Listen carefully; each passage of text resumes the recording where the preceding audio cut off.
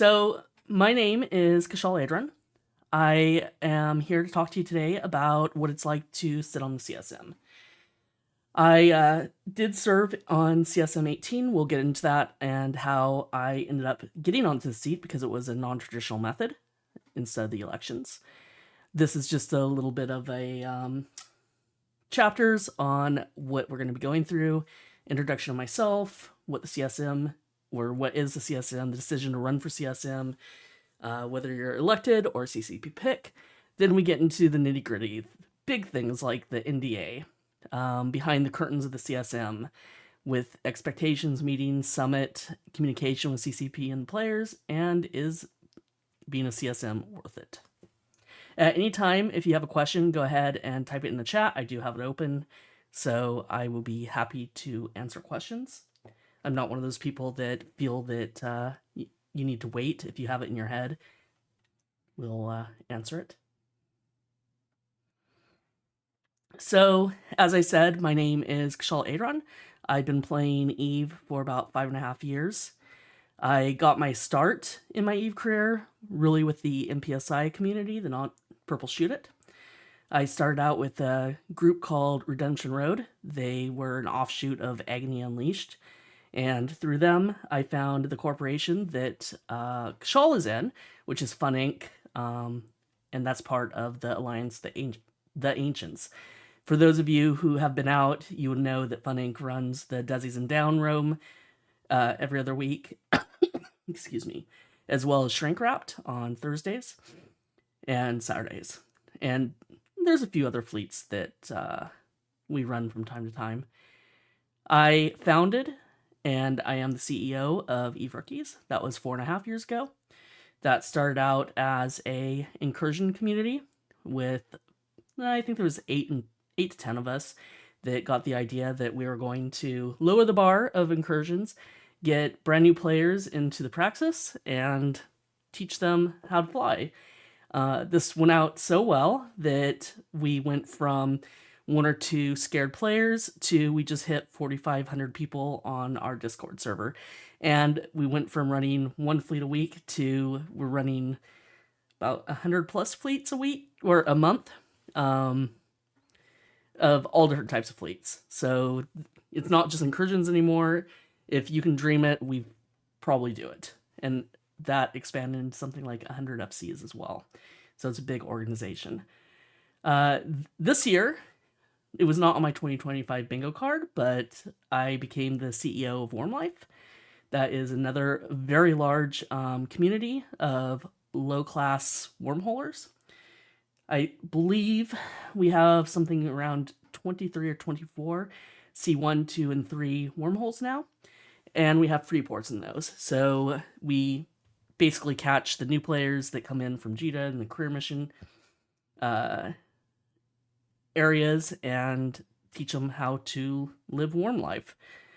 So that has been a lot of fun, especially since the most I have really done with wormholes is getting from like JITA to Bomber Bar's wormhole.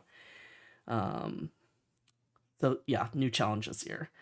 I'm also an FC, and I am a content creator, not just in-game, but also YouTuber, stream. Probably the world's worst EVE streamer. I'm so inconsistent. I'm a community builder. I built EVE Rookies from the ground up, and like say I took over Warm Life and slowly converting that more into the shape of EVE Rookies. For CSM 18, that was 2 years ago, I was the very first pick for CCP. Literally, I was the first name. I did not see that one coming. I know that they had said that they were going to start picking 2 players from positions 11 through 20, but I never thought they would even, want to pick me. So it was myself and Stitch Caneland. So I got to sit on that for a year, and that is why I'm here presenting to you what it's really like behind the CSM. A lot of people think that it is just null alliances out there advocating for their own interests. It's not. I've also presented at FanFest twice, both on community content, and Eve Amsterdam twice. Well, one time, but the second time will be next month, actually. And that will also be a community building type presentation. And since the Eve universe has decided that I can no longer do presentations alone in public, Serena Anderson is going to be presenting with me on that.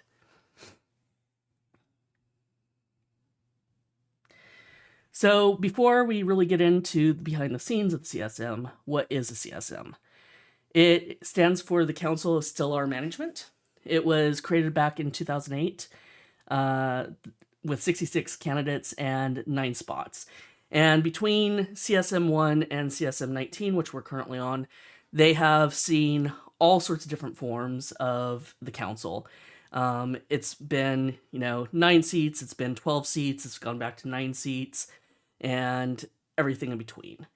The reason in 2018 that they decided, for CSM 18, they decided to do the 2 picks is they wanted more subject matter experts instead of players representing their own communities. So that is where we're currently at. We use a interesting real life type of voting. I cannot tell you what the voting is called off the top of my head. I am very sleep deprived, but it's a system where you get 10 picks per ballot, and the very first person that you put on the ballot is the most important. If they get onto the council or they're eliminated, all the rest of their votes will drop off to the next person. Last year, when I was eliminated at position 15, all of my votes went to Jujek One-Eye, and that actually put him onto the CSM council. So order does matter when it comes to it, and you think about it, and you do that ballot.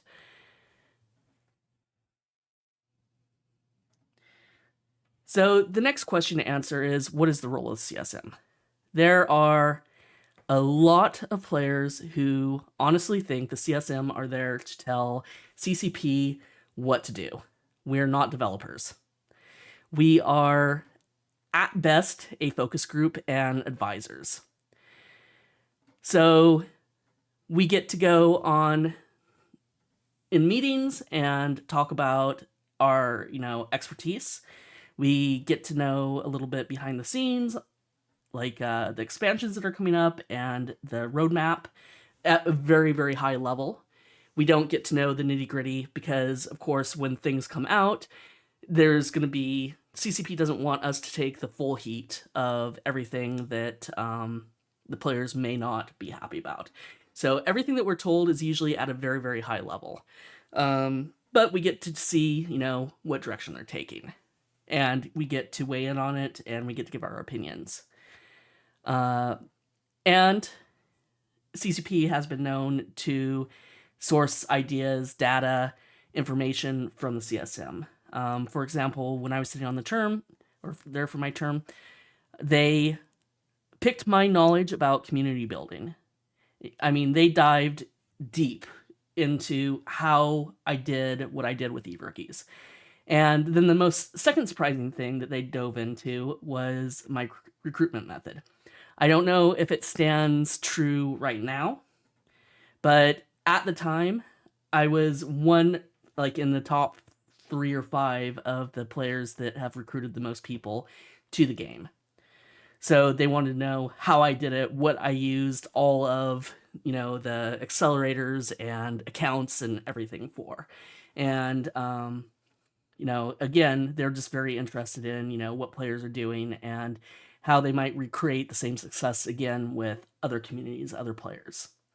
So that is pretty much what the CSM is. We do have some what I like to call special powers. We'll get into that a little bit later, but there are some things that the CSM can do that I think personally is pretty neat.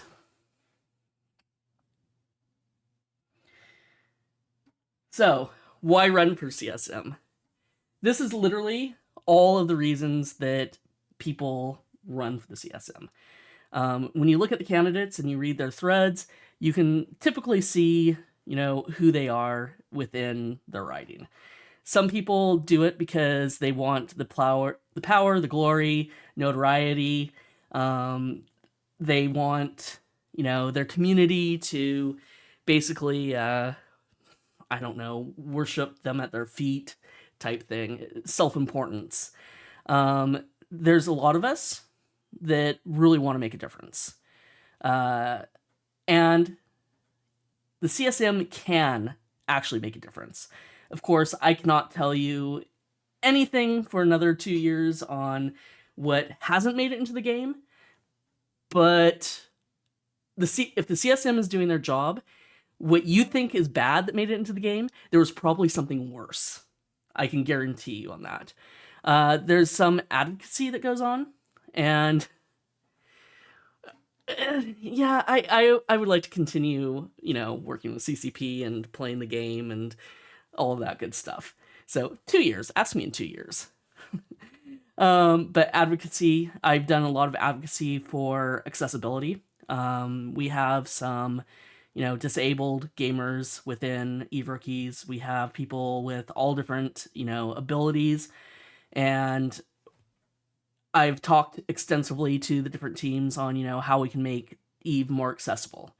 So, like I say, there's a lot of advocacy that goes on. And of course, there are a few people who were just told you're going to go and run for CSM by their alliance. So there's all sorts of different reasons.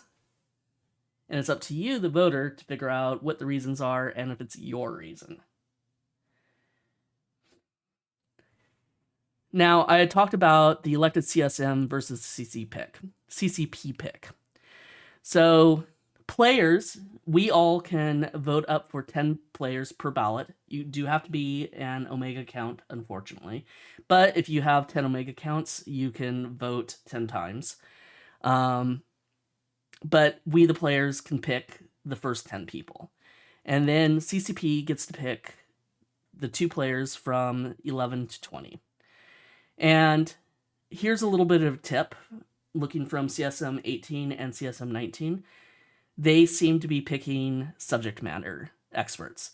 So if you don't think that you want to run for CSM and you don't think that you can compete against the blocks, who are this year likely going to get about 8 people onto the CSM, then you really need to become a subject matter expert in something. Just saying that, I'm going to take player ideas to CCP isn't going to be enough. Just saying I'm going to advocate for HiSec isn't going to be enough. You have to know something. If you look at everyone who's been picked so far, myself, new player experience, community building, and CCP definitely, did a deep dive into that. Stitch Caneland, he is, I swear, a wizard at ship balancing. Drake Idon, he is the Pochman guy. He has managed to affect a lot of change through Pochman. And then, of course, Young Puke, low second faction warfare, and has cleaned up a little bit, in that. So CCP is obviously interested in, getting players in there that typically aren't going to be voted on by players, so they can get some of that knowledge. And we don't know if CCP is ever going to pick any of us again. We don't know if this is a one-shot deal or if, they're going to wait a couple terms and then get us back on there because they're doing something that has to do with new players or LOSEC or, I don't know, maybe for Ariel Ren, the ESI.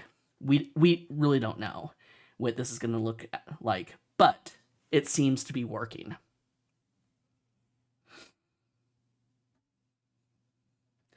So, finding out that you made it. My first time applying for CSM and running was CSM 17. I was actually really shocked that I came in at number 20. And I actually beat out the CEO of Fun Inc., Cacti, by a lot. I think he came in 24, 25. So CSM 18 I came in, and all I wanted to do is just a little bit better. I didn't want to... Well, of course, I would love to be elected, but being reasonable. There's no way that I'm going to get elected yet. Only been around 2 years. Eve Rookies at that time was 2.5 years old, I think. Maybe going on 3 years. So I'm still just getting my name out and getting the community's name out. Of course, I'm known to CCP at the time. So, that wasn't a big deal. And I'm sitting in FanFest where they announced the CSM. They get through the 10. I didn't make it. They didn't show the elimination, so I didn't know exactly where I came in or anything at that point. They showed the highlights. And I'm just like, okay, yeah, we're going to go on. And then they announced their picks, and I was the first name. I don't think that I said a word for like 2 hours. People are coming up to me. I don't even know who these people are to congratulate me. But yeah, I was absolutely speechless that, CCP wanted to pick me. But it is a absolute great feeling when you get on there, knowing that, somebody values you for your knowledge and your, campaigning and everything that you put into it. Because it is a lot of work. It's absolute sleepless nights because you're doing interviews at all hours, trying to get in with the US guys if you live in Europe and the European guys if you live in, the US or Australia and stuff like that. So, like I say, it is a really nice feeling, but it's also work. The very first thing that you do is you get the NDA, and I can tell you it is one heck of an NDA.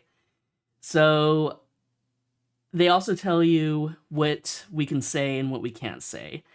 And if you ever make it onto the CSM, if you aren't sure if you can say it, always, always, always check with, whomever is in charge of the community team or charge of the CSM at the time to clear that you can say it and make sure that you have that in writing. That way, if something is perceived as a leak and it goes to internal affairs, yes, CCP actually has internal affairs. You make sure that you're clean and you don't have incidents like Alcoholic Satan in CSM 18. And it's easy. It's very, very easy to accidentally slip up because the point of what has come out in patches to what you've had a conversation about really starts to blur at some point. So the things that we can say is what we've brought to CCP.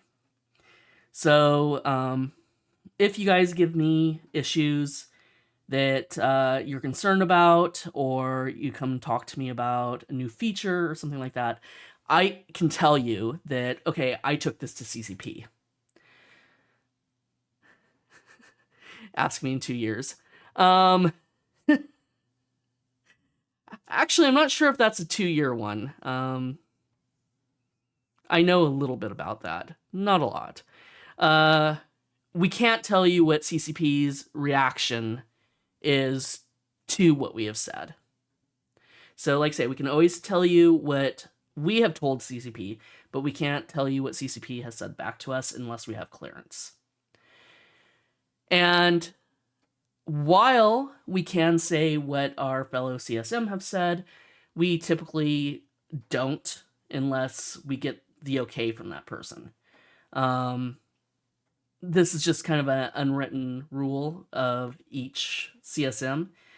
Maybe in the past there were CSMs that got into it and decided to talk about what other people said, but at least for CSM 18, we just kind of stuck to this unwritten rule that we always cleared it with each other on what we're going to say about what we said privately. And that NDA lasts a very long 5 years. And speaking of NDA, I can tell you that it is it's brutal. It's really brutal. I think the most brutal moment for me, personally, on CSM 18 was with the incursions when we had the gankers popping mom.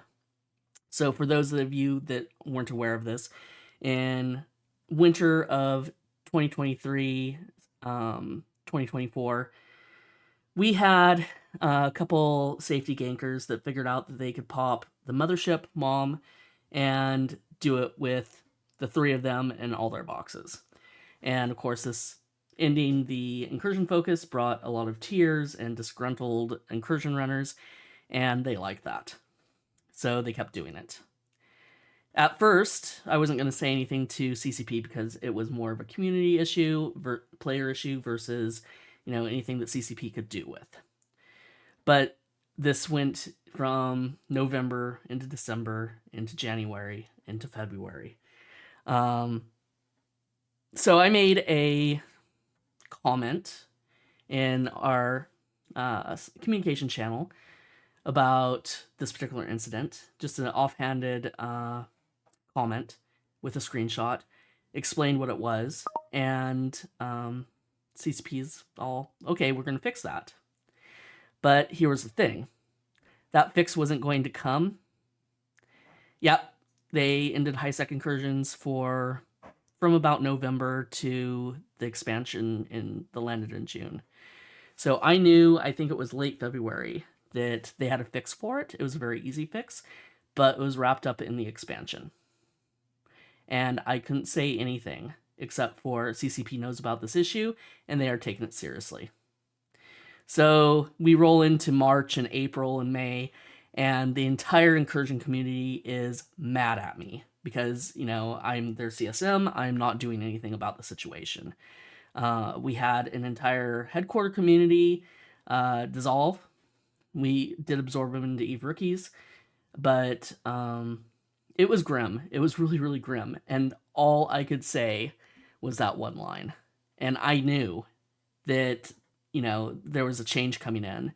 And I knew that I, was involved in that change, but I couldn't say anything.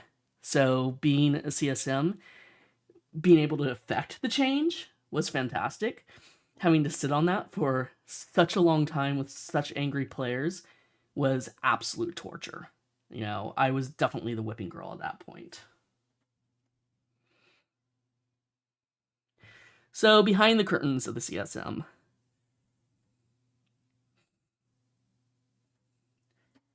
there are expectations when you become CSM, you sign that NDA, and you say that you're going to do the work. As I said, it is work. We are expected and legally bound to follow the NDA at all times. We are expected to act professionally when interacting with CCP. And to a certain extent, we're expected to act professionally to, the players that we represent. However, if somebody is coming and being a complete ass to us, we can tell them to, go away, you're being an ass. We don't have to be nice about it. We don't have to take the brunt of it. We can be players. So that means that if a CSM gets on there that, does activities that you don't like, maybe it's ganking, maybe it's killing ventures in low sec, maybe it's blobbing, out in null sec or whatnot, just distasteful things that you don't like, we can go and we can play the game. That is completely fine. But definitely when interacting with CCP, we do have to be professional about it. We are expected to put upwards to about 20 hours a week into our roles. And this could be meetings, could be, summit, this could be playtesting, giving advice. It could be just interacting with you, the players. So, and I would say that I probably put in roughly 20 hours a week, if not more, as CSM. So that's pretty spot on. We're expected to show up and contribute to weekly meetings. And we're expected to communicate in CCP Slack. So if you are one of those people that are like, no, I have Discord, I am not putting any other communication, apps onto my PC, yeah, you're going to be using Slack if you want to stay on the CSM.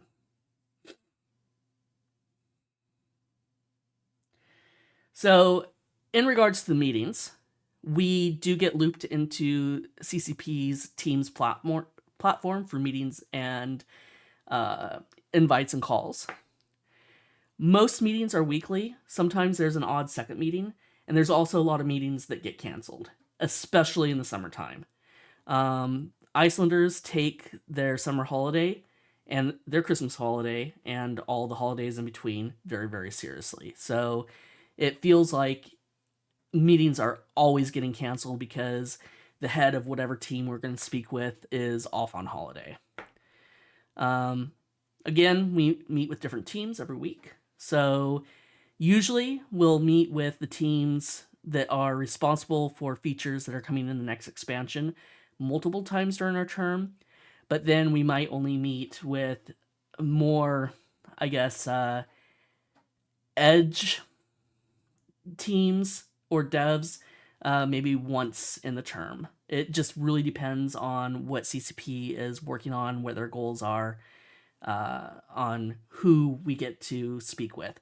Now, in our particular little area of Slack, they will put all of the devs in that don't mind us contacting them, and we have access to those devs pretty 24/7. Sometimes you do one-to-one calls with various devs. This could be on Teams or Slack. I've done both. I think I've even done Discord at least once because that was the only thing that we had access to at that point. And these one-on-one calls could be over almost anything, but in my experience, it's going to be over whatever your expertise is. So I got asked, or I was contacted a lot by the teams that are involved in the home fronts and the freelance projects and a little bit on HiSec in general to kind of dive into my knowledge, learn how players are coming into the game and whatnot. Meetings are not obligatory. So technically, you could become a CSM, show up to like 5 meetings in your whole entire term, and be done with it. There is no attendance or anything like that. The good thing is, if you absolutely have to miss a meeting, you're usually going to be fine. For some reason, one of my meetings was when I was at Disneyland Paris, and absolutely nobody wanted me to be in the meeting when I was on the Small World. Shocker. But the meetings are recorded, so if you have to miss it, or you want to go back and re-listen, re-watch, you can. So I think I personally only missed 2 meetings out of the whole entire thing. And they weren't very important. I think one was just planning for Summit in Iceland, and one was really, really deep nullsec stuff. So then we also usually know the topics of the meetings ahead of time. They're usually dropped about 2 or 3 days before. So for those who really, really, really want to meet with that team or talk about that subject or something related to that subject, can make sure that they're going to be there. And for those who are on vacation and whatnot, they're not going to try as hard to make it to the meetings. And also, at least in CSM 18, and I have heard in CSM 19 that they have carried this on, we would always meet ahead of time to talk about what we wanted to say in the meetings. We generally had about 45 minutes. Technically, it was supposed to be a full hour, but in reality, we got about 45 minutes with the team. And sometimes the team lead couldn't be there the whole entire time. So we really wanted to maximize the amount of time that we had with those teams. So this meant that we didn't have, that one person that bogarted the whole entire thing talking about something that is remotely related to the topic. It like I say, it really matters on making the most of your time.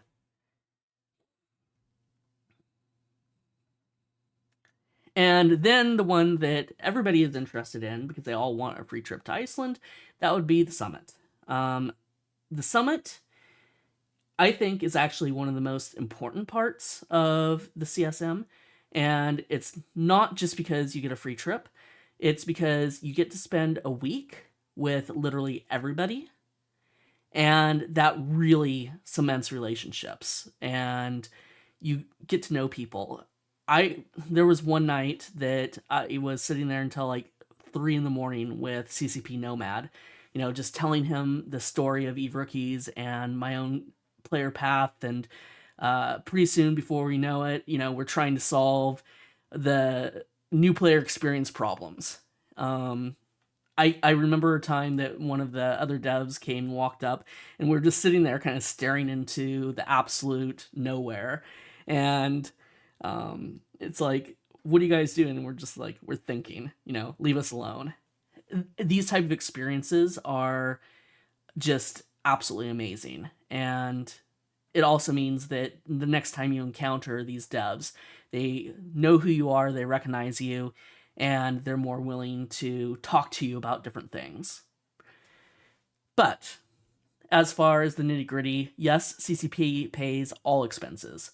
So that's the flight, the hotel. We got spending money. So, our dinners were taken care of, drinking money on that. During the day, when we were at the office, we ate at the cafeteria and we got drinks and stuff out of there. So literally everything was taken care of. I think the only thing that I spent in Iceland was like the €8 to go to one of the nearby hot springs or public pools. Meetings at the summit, it's grueling. It's 5 days. It's the whole 5 days from about 8 in the morning till 6, 7 at night.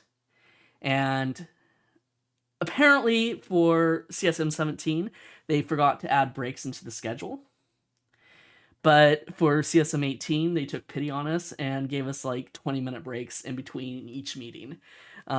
If we got that, because the moment that you go and you walk out the room and you're headed towards the bathroom or to get something to drink, somebody is going to pull you aside and, your full 20 minutes just go away. So it is really, you're working from the moment you arrive at the office to the moment that you leave. And you're even working at dinner. You're even working when you're sitting at the bar in the evening. It's 100% Eve with people that are, just as nerdy as you are and dive just in deep of it. So it's a lot of work, but it's really satisfying and worth it. We spent the days meeting with different teams on all sorts of subjects.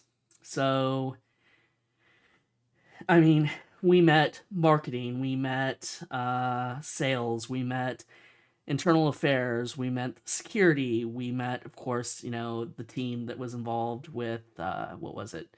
Not Havoc. It's the one with the sky hooks that came out that everyone was mad at us about.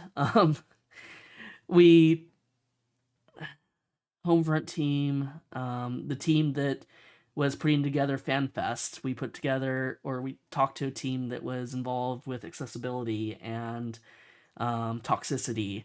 So it was just like one after another after another. And what was also very cool is at the end of the week, the CSM could actually present to CCP. So we had people, like Angry Mustache had this hour-long presentation with data and charts and graphs. Oz comes on with all of his Excel sheets and, market stuff. I'm the one who just did a, ask me anything because I had spent the entire week telling my story over and over and over again. So I figured that this was probably the easiest way that I could get my story out and let them really dig into what they want to know about what I do in the game. And it was really, really successful because they got a lot of information out of me. Then, the other thing that we get asked all the time is about the CCP cafeteria food. Yes, it really is as good as people claim it is. Apparently, there's a lot of people who have to work at home because there's only so many desks at the CCP office. They will actually come in for lunch. It is that good.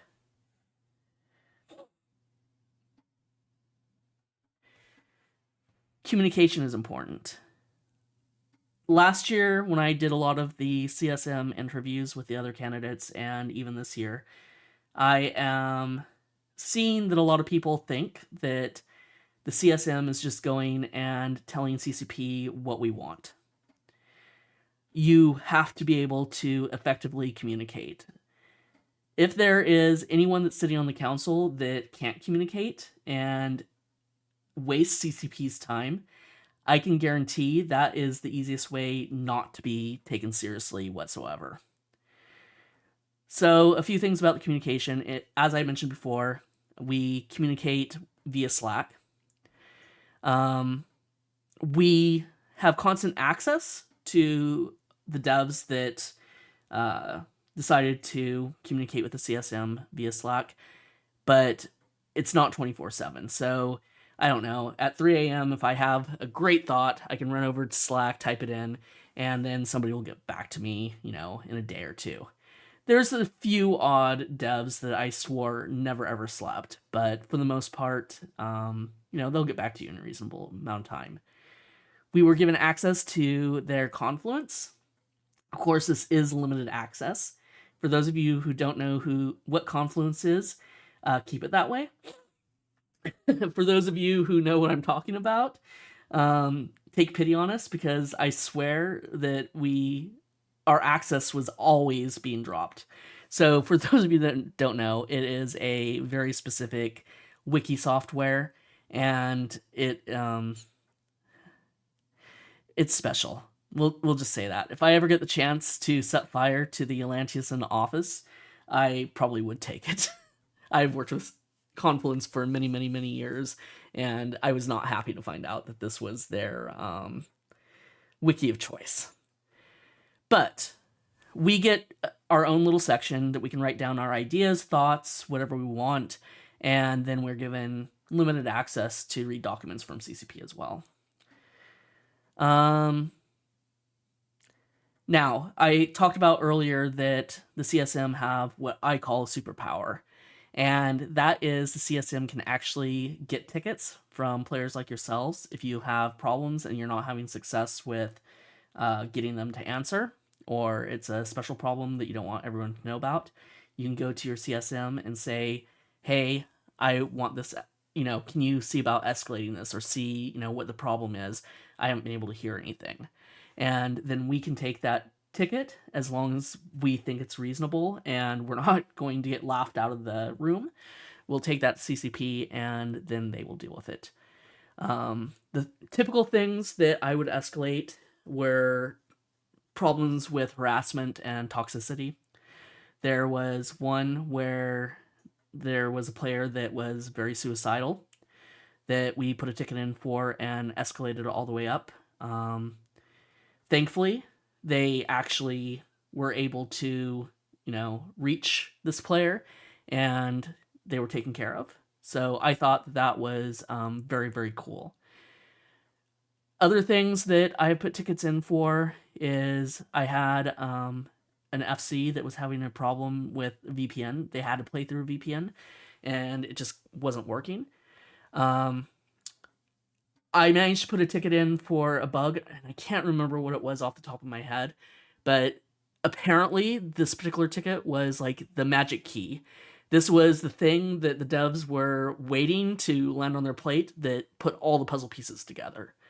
So, yeah, I just consider this a superpower. There's some people who think that it's menial work and below them, but I thought that was very, very cool.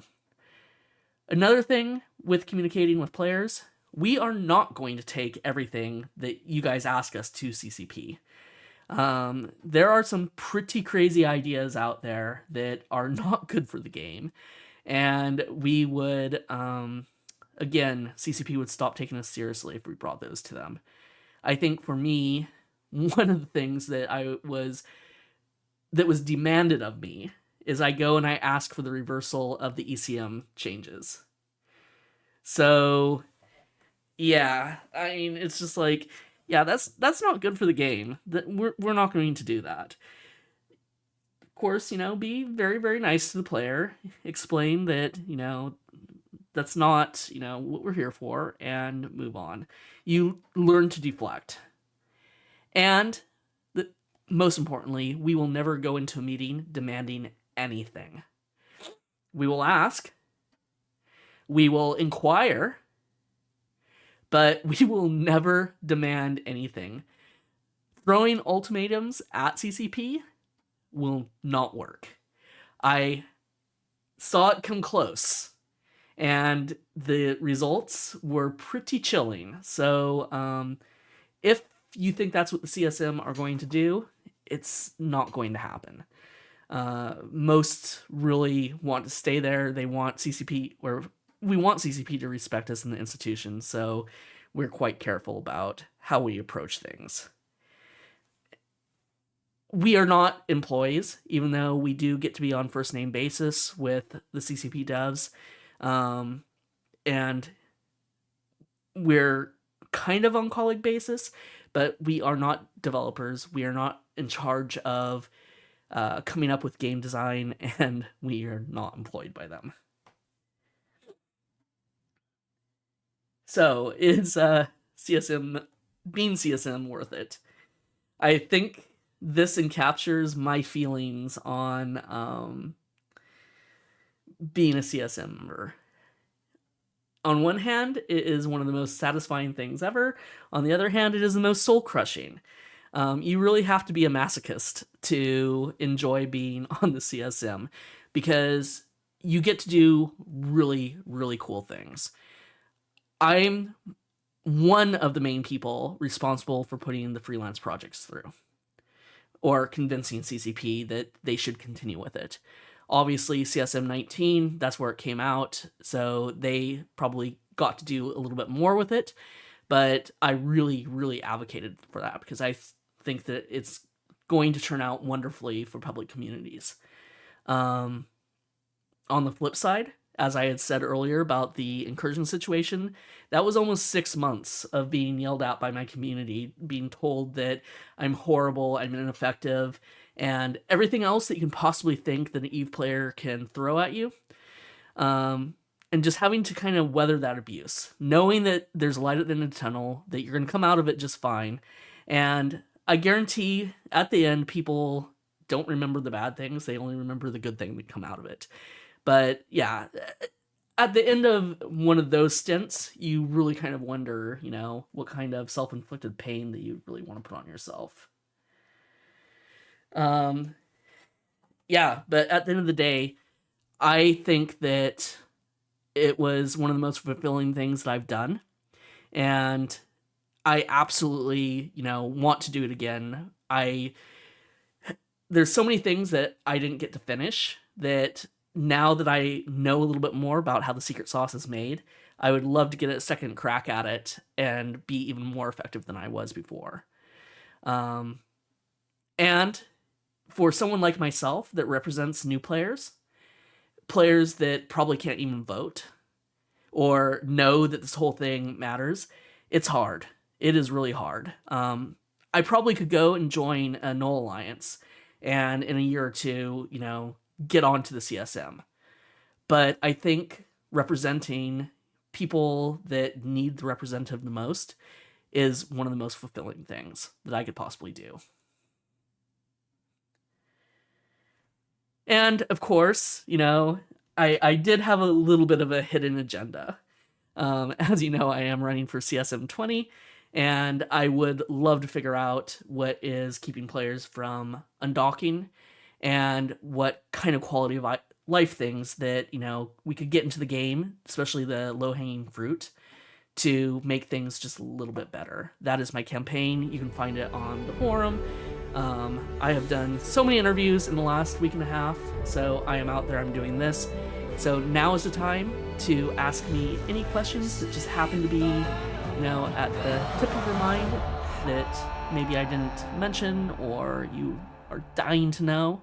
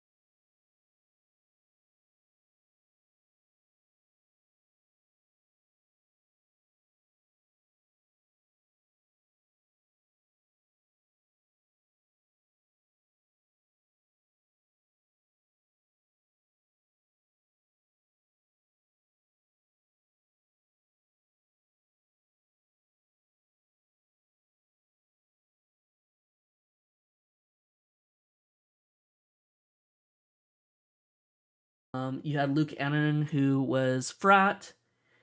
You had Ariel Wren, who was ESI.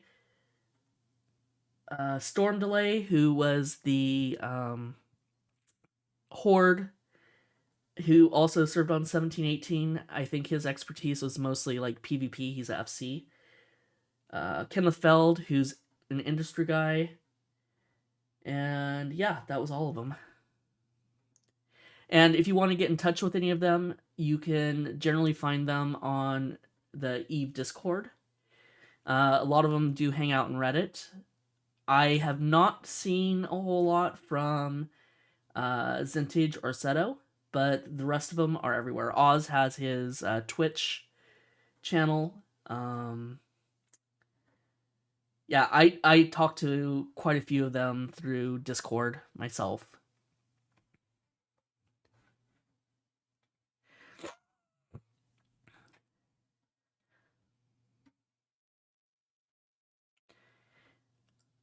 Oh, and a fun fact, when you run for CSM, if you have been on the CSM 3 consecutive terms, so back to back, this year, Kaz, Luke, and Storm Delay cannot run. They have to sit out CSM 20, and then they can go back into CSM 21 if they want. Oz, if he gets onto CSM 20, this will be his last one before he's forced to take a break. And I think that's it. Everyone else was their first term.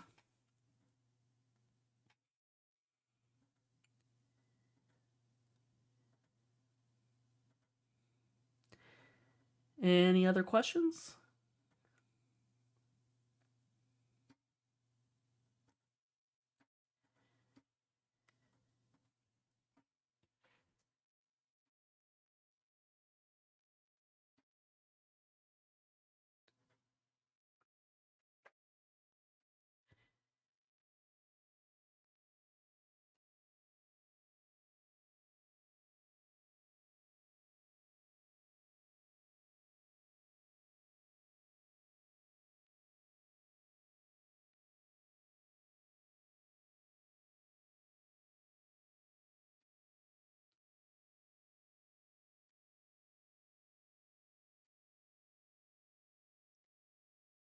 Oh, you're very, very welcome.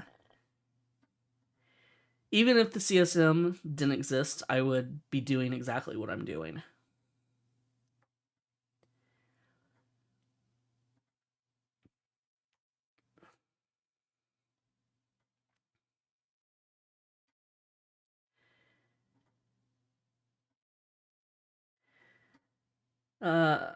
Mentioned representation of new players. What would you say is the main problem with lack of new players, or at least those willing to keep undocking? There are a lot of theories being thrown around, and I think what I see the most is the getting new players undocking. They get to the end of the career missions and they don't know where to go next. Yes, they have the Air Career Program to kind of tick off things, but when you look at, say, the faction warfare part, well, it doesn't really tell you how to get into faction warfare. It doesn't tell you what a plex is. It doesn't give you that type of information, so people usually avoid it.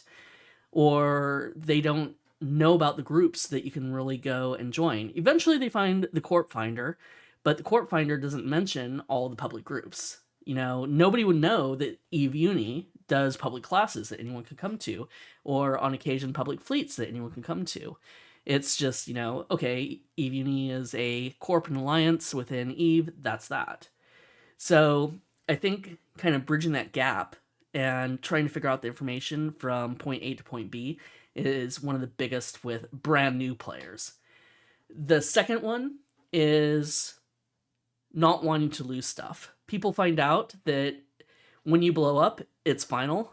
If you blow up while you're moving your stuff from the career mission area to Jita or Amar or something like that, and that is like your livelihood. That is all your stuff in there, your worldly goods.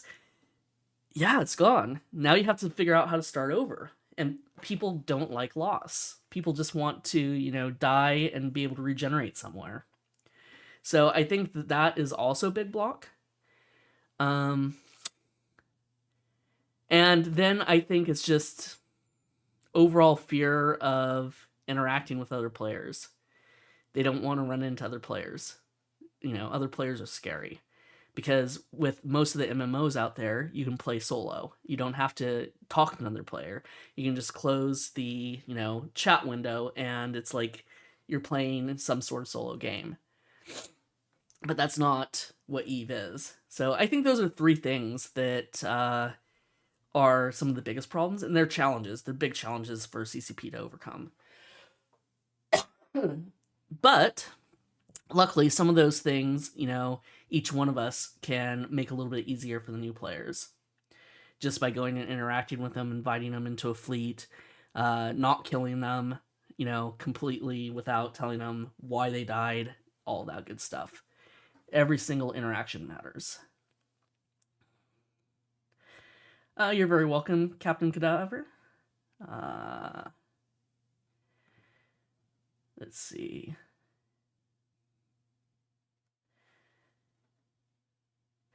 Do I get involved with other volunteering programs that CCP runs? No, because if I got involved with the ISD, I wouldn't be able to run for CSM. So I don't do other programs, but I have been working with CCP probably for a good year and a half before I even ran for CSM. So as a very, very new player, like a 1-year-old player, CCP was already in contact with me about what I was doing and Eve rookies and the MPSI fleets that I was running, all that good stuff. So I've had a very long-standing relationship with them.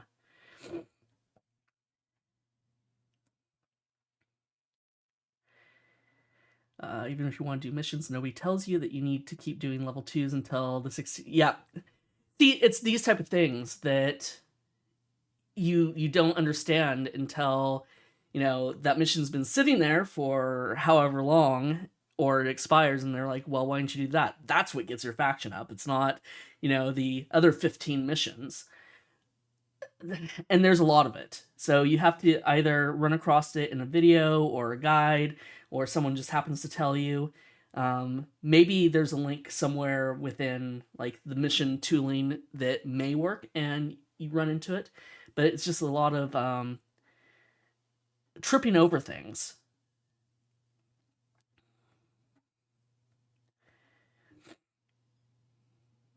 No. Well, I'm not going to say it's true that the CSM team doesn't get to work with the other volunteers. So if there's CSM that are very, very good at identifying bugs, or are a developer, or are really into getting all of the compiled data. So Angry Mustache is one of these masters that gets all this compiled data, and he puts them into Excel sheets and can see patterns and stuff like that. So he presents that to CCP saying, hey, this is what's going on. So if that is a specialty of a CSM, you could work a little bit closer with some of the different teams. But I don't think anyone has ever gotten to run with the ISD or something like that. The Bug Hunter is a star team.